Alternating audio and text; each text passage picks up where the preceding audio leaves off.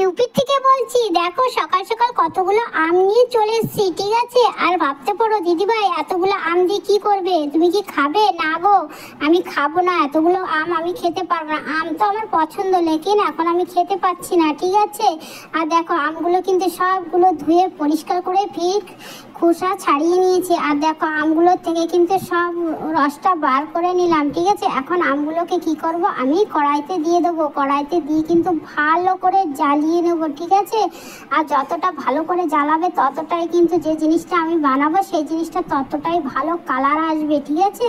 আর দেখো তার আমটা ছিল অনেকই মিষ্টি, তাই কি করলাম, দুটো তিনটে কাঁচা আম ওকে মতলব মিক্সিতে পিষে দিয়ে দিলাম পেস্ট বানিয়ে, ঠিক আছে। আর বেশি মিষ্টি হলে কিন্তু যে জিনিসটা বানাচ্ছি সেটা একটু চটপটে হওয়ার দরকার, কিন্তু আমগুলো এনেছিল এতই মিষ্টি ছিল, বাধ্য হয়ে আমার একটু কাঁচা আম মিলানো লাগলো।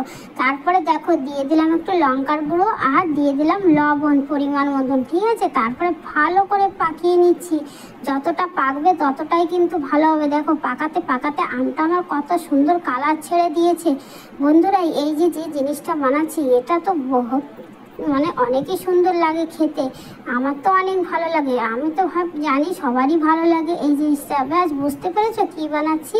ব্যাস থালিতে কি করলাম, একটু তেল লাগিয়ে নিলাম। আর তেল লাগানোর পরে কি করবো, এই যে আমের যে মিশ্রণটা আছে এই মিশ্রণটা আমি সব প্লেটে মতলব এক এক করে ঢেলে দেব। আর দেখো ভালো করে তেল লাগিয়ে নিতে হবে। আবার ফির বেশি তেল দিলে কিন্তু হবে না, বেশি তেল দিলে আবার বেশি দিন রেখে খেতে পারবো না, তেল কাজটা একটা গন্ধ বেরোবে, ঠিক আছে। সেই জন্য পরিমাণ মতন তেল মানে সামান্য তেল দেবে। দেখো তেলটা দেওয়ার পরে মিশ্রণগুলো দিয়ে ভালো করে খুন্তি দিয়ে আমি মিলিয়ে দিচ্ছি মতলব। আর হাত দিচ্ছিলাম তো হাতটাই গরম লাগছিল, সেই জন্য ফির দুবারা খুন্তি দিয়েই করছিলাম। দেখো আজকে আমি বানালাম হলো আম শক্ত। আমি যে করে আম শক্ত বানালাম, বন্ধুরা তোমরাই একবার এমনভাবে আম শক্ত বানিয়ে দেখো, অনেকই সুন্দর কালার আর খেতেও কিন্তু অনেক মজা লাগে। আর কিন্তু এই আম শক্তটা না অনেক দিন রেখে খেতে পারবে, প্রায় 1 বছর তো রেখে খেতেই পারবে, ঠিক আছে। সেই জন্য আমি দেখো অনেকগুলো আম শক্ত বানিয়ে নিয়েছি, মানে যখন আমের সিজন থাকবে না চলে যাবে তখন এই সব আম শক্তগুলো খাবো, ঠিক আছে।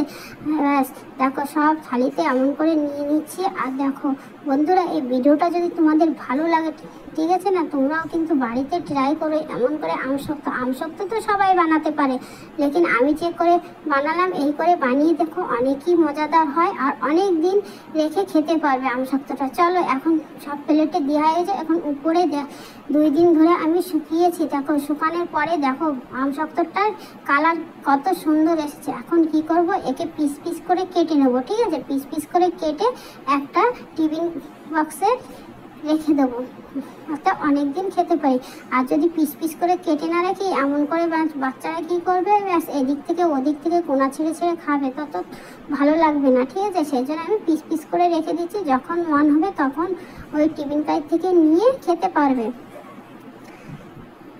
বন্ধুরা আজকের এই ভিডিওটা কেমন লাগলো তোমাদের অবশ্যই জানাবে, ঠিক আছে। আর দেখো আমার ছোটিছি চ্যানেল, ঠিক আছে, চ্যানেলটাকে একটু সাবস্ক্রাইব করে দেবো আর লাইক শেয়ার আর কমেন্ট করবে। যদি ভালো লাগে তাহলে একটু কমেন্ট করে দিও বন্ধুরা।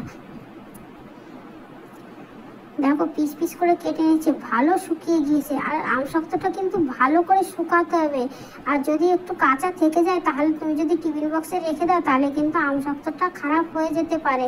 সেই জন্য ধ্যান রাখবে একটু ভালো করে শুকানো, ঠিক আছে। আর দেখো প্রথমে আমি কী করেছিলাম, এরকম রোল করে রেখে দিয়েছিলাম, ঠিক আছে। তারপরে ভাবলাম না রোল করে রাখবো না, পিস পিস করেই কেটে রেখে দিই, ঠিক আছে। সেই জন্য পরে পিস পিস করে কেটে দেখো পিস পিস করে কেটে রেখে এখন টিফিন বক্সে ভরে রেখে দেবো।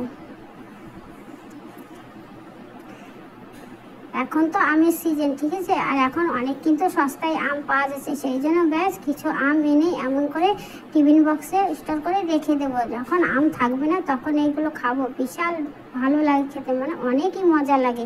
বন্ধুরা কার কার এরকম আম শক্ত পছন্দ, আমাদের পরিবারের তো সবারই এরকম আম শক্ত পছন্দ। যখনই খালি বসে থাকো তখন একটু মুখে দিয়ে খাও, কি টেস্ট লাগে।